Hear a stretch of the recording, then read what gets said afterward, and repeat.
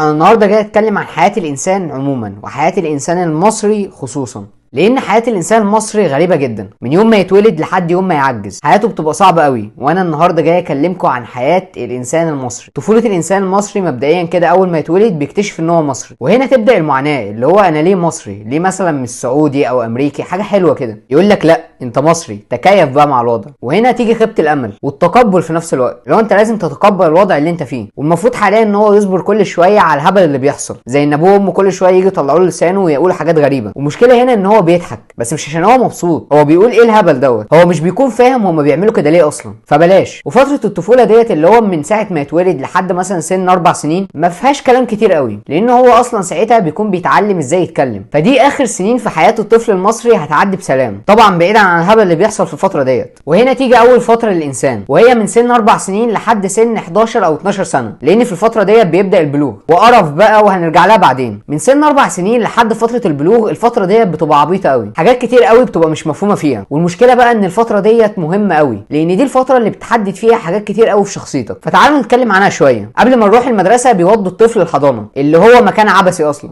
لان الطفل اصلا في الفترة ديت مش بيبقى همه حاجة، كل اللي همه اللي هو ياكل كورن فليكس ويشرب عصير جهينة ميكس. تصدق الكافي حلو؟ بس المشكلة بقى ان هم بيودوه الحضانة عشان يعرف ان حياته مش سعيدة، لا انت حياتك فيها معاناة. يعني كل يوم انت هتصحى بدري وهيكون عندك مسؤوليات. بس عارفين، انا شايف ان الفترة ديت هي اهم فترة، لان في الفترة ديت انت بتتعلم فيها الاساسيات، حاجات انت هتستفيد منها، لان اللي جاي بعديها كله حاجات عبثيه مش هتستفيد منها حاجه. بعد سن الاربع سنين هنا بتبتدي مرحله جديده، وهنا بقى بتبتدي المعاناه، وهو لما الطفل يروح المدرسه، واللي هي فتره ابتدائي. وانت كانسان مصري كل ما تفتكر المدرسه بتفتكر معاها حاجات وحشه قوي. تفتكر معاها ان انت بتصحى الساعه 7 بتقف في طابور ملوش اي 60 لازمه، وبتطلع فصل كل العيال اللي فيه ولاد، فاحنا دايما المدرسه محفوره في دماغنا بحاجات وحشه. فتعالوا بقى نتكلم عن الفتره ديت اللي هي مرحله ابتدائي. وهنا بقى مرحله التفاجؤ، بتتفاجئ بحاجات كتير قوي. بتتفاجئ انك هتقعد 12 سنه بتصحى الساعه 7 الصبح عشان تروح مكان غريب عجيب. بتبدا يومك انك تقف في طابور والشمس تنزل على قفاك عشان تعمل شويه تمارين اللي هي تمارين الصباح، على اساس بقى انك تفوق وكده. مع انك لو فكرت فيها هتلاقي ان انت قبل التمارين ديت بتبقى مش فايق وعايز تنام، وبعد التمارين بتبقى عايز تنام بس ايدك وجعاك. يعني هو ده الفرق الوحيد. لا وبقى فقره تحيه العلم ديت حكايه تانية، اللي هو لو في واحد محترم واقف بيقول تحيه العلم عادي جدا، واللي هو موضوع لو فكرت فيها هتلاقي ان هو طبيعي جدا. لكن يجي لك عيل بيض لما يقول تحيا جمهوريه مصر العربيه، والعيل البيض ده يقول لك 1 فول و2 طعميه، اللي هو انت كده دمك خفيف. والمشكله ان هو هيفهم كده بعدين وهيقول ايه الهطل اللي انا كنت بعمله دوت. المهم ان فقره التعذيب النفسي دي بتخلص وبتطلع الفصل، المفروض بقى ان انت تتعلم وكده والدنيا تبقى تمام. بس انت برضو بتنسى يا صديقي ان انت في مصر، لان الفصل دوت فيه كل حاجه الا انك تتعلم، لان المفروض في الفصل دوت انك تستحمل بيض العيال ديت او انك تتكيف معاهم، واختيارك بقى ده هو اللي هيحدد موقفك في الفصل دوت. المهم ان انت طول 6 سنين ابتدائي ديت بتقابل بيض مش طبيعي، والمفروض بقى ان انت تستحمل كل ده، فاكيد مش هتطلع من كل دوت سوي نفسيا. المهم ان هي بتخلص وبتروح بقى لفتره مفيش حد فينا بينساها، لانك هتروح مرحله جديده مش بس دراسيا وفسيولوجيا كمان، لانك في الفتره ديت بتبدا في مرحله البلوغ وهي مرحله الاعداديه.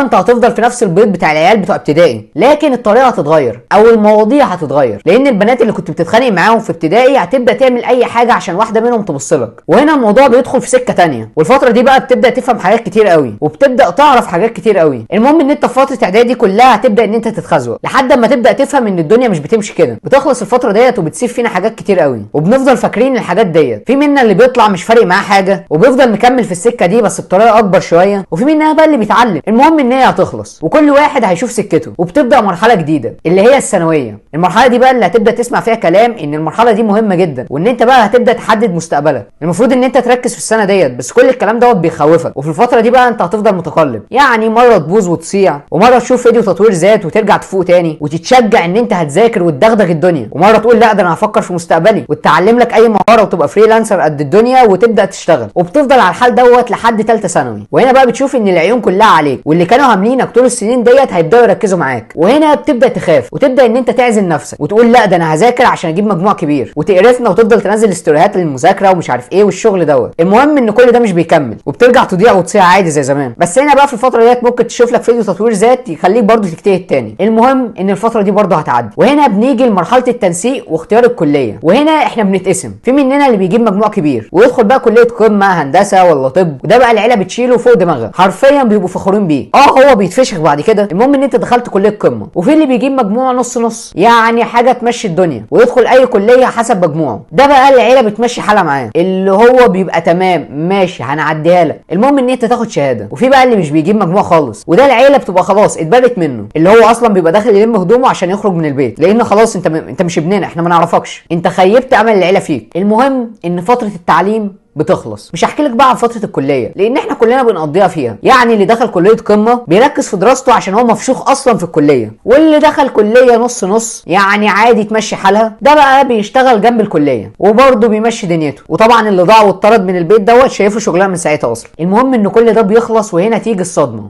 لان بعد 16 سنه تعليم تبدا انك تستوعب ان كل اللي عملته دوت ملوش لازمه، وشهادتك ديت مش هتعمل لك حاجه، وانك عشان تشتغل شغلانه حلوه كنت ممكن تكتفي بكورس برمجه ولا كورس انجليزي، وكنت هتشتغل وشغلانه احلى من اللي انت شغالها. بس خلاص الوقت عدى، وكل اللي عليك دلوقتي انك تشوف لك شغلانه بشهادتك. المهم ان انت بتشتغل. وهنا بتيجي اخر مرحله، اللي هو اهلك بيزنوا عليك عشان تتجوز. وهنا بتبدا تستوعب ان انت فعلا محتاج تتجوز عشان انت كبرت خلاص، واصلا مفيش حاجه هتعملها تاني غير ان انت تتجوز. وهنا برضو احنا بنتقسم، في اللي بيتجوز عن حب ودول ملناش دعوه بيهم، وفي بقى اللي بيتجوز صالونات اللي هو كده. المهم ان الاتنين بيتخزوقوا، لان انت دلوقتي عليك مسؤوليات ان انت تجهز شقتك، وانك تجيب الاجهزه وحاجه البيت. كل ده بيخليك ان انت تعمل حاجتين، اول حاجه ان انت تستلف، تاني حاجه ان انت تشتغل شغلانه جنب الشغلانه اللي انت شغالها. وهنا بتبدا تستسلم للواقع، اللي هو خلاص انت حالتك صعبه اصلا، بس احب اهنيك لان انت بعد كل المرمطه ديت اخيرا اتجوزت وعملت فرحك وظبطت الدنيا ورضيت كل الاطراف واتجوزت. المشكله برضو ان انت مش هتبقى مرتاح لان انت عليك مسؤوليات برضو، بس الفرق ان انت بقى معاك حد اللي هو تشكيله همك. هو ده مش بيحصل بس ماشي. الملخص يا صديقي، حياتك كمصري صعبه من بدايتها لاخرها. حياتك كمصري تحس انها مليانه مشاكل. وعلى فكره انا مش بتكلم عن المصري، انا بتكلم عن الانسان عموما. يعني لو ركزت هتلاقي انك مصري، سوداني، عراقي، سعودي، كلهم حياتهم زي بعض، كلهم حياتهم فيها مشاكل، بس المفروض عليهم كلهم ان هم يستحملوا كل المشاكل ديت عشان تكمل حياتك وتدخل في سلسله الحياه المفرغه، اللي هو تتعلم وتاخد شهاده وتشتغل وتتجوز. السلسله ديت تبان ان هي سهله قوي لكن مليانه مشاكل، وكل مرحله في دول ليها مشاكلها، لكن المشترك بينهم كلهم ان فيهم مشاكل. حياتك يا صديقي عباره عن مشكله، والمفروض انك تستحملها وتحلها، وبس كده. دي كانت حياتك باختصار.